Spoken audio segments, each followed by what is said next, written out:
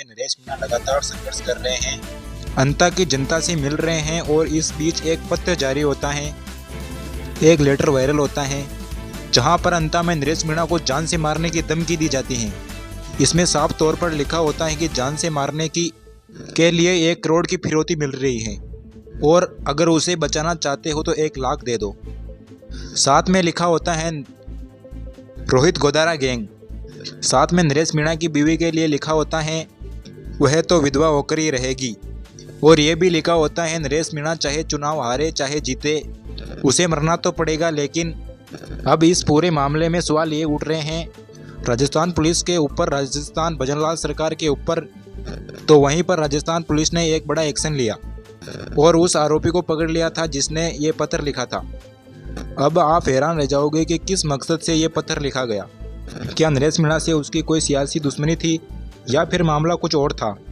हम आपको बताते हैं। दरअसल फिरौती नहीं देने पर 2 नवंबर को नरेश मीणा को जान से मारने की धमकी गई थी और पत्र में सिसवाल के अमित धानीवाल और एक चूड़ी विक्रेता का जिक्र किया गया।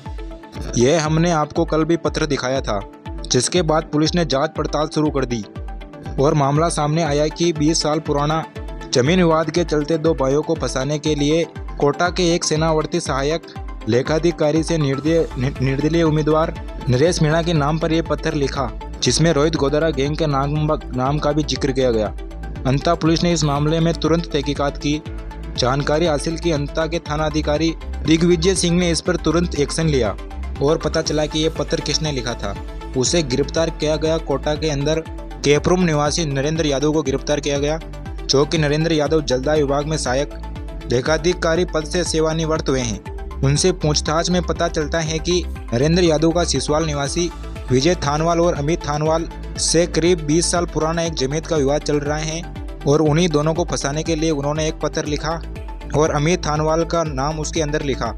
आरोपी ने बताया कि उन्हें झूठा फंसाने के लिए रोहित गोदारा गैंग के नाम से पत्र लिखा, बूंदी जाकर पोस्ट ऑफिस में डाल दिया, जिसके बाद ये पोस्ट ऑफिस स्पीड पोस्ट किए गए। ये पत्र उसने अपने उल्टे हाथ से लिखा था ताकि हैंड राइटिंग समझ में ना आए। पुलिस को चकमा देने के लिए ये काम किया गया कि हैंड राइटिंग कोई समझ ना पाए और ये पत्र लिखा गया। इसमें धमकी दी गई नरेश मीणा को और पुलिस ने इस पर एक्शन लेते हुए अब इसे गिरफ्तार भी कर लिया। साथ ही नरेश मीणा के लिए 2 हथियारबंद जवान भी तैनात कर दिए गए, जो उनके साथ रहेंगे और उनकी सुरक्षा करेंगे। अब नरेश मीणा से ये बात चल रही थी कि उनको रोहित गोदारा गैंग से धमकी मिली है। फिलहाल इन तमाम आरोपों पर पूर्ण विराम लग चुका है। अब नरेश मीणा निडर होकर अपना चुनाव प्रचार कर सकते हैं, जनता के बीच जा सकेंगे और जो उनके समर्थक हैं उनके लिए एक अच्छी खबर है कि रोहित गोदारा गैंग से नहीं किसी एक आम व्यक्ति ने अपनी दुश्मनी निकालने के लिए नरेश मीणा को पत्र लिखा ताकि किसी और को फंसाया जा सके।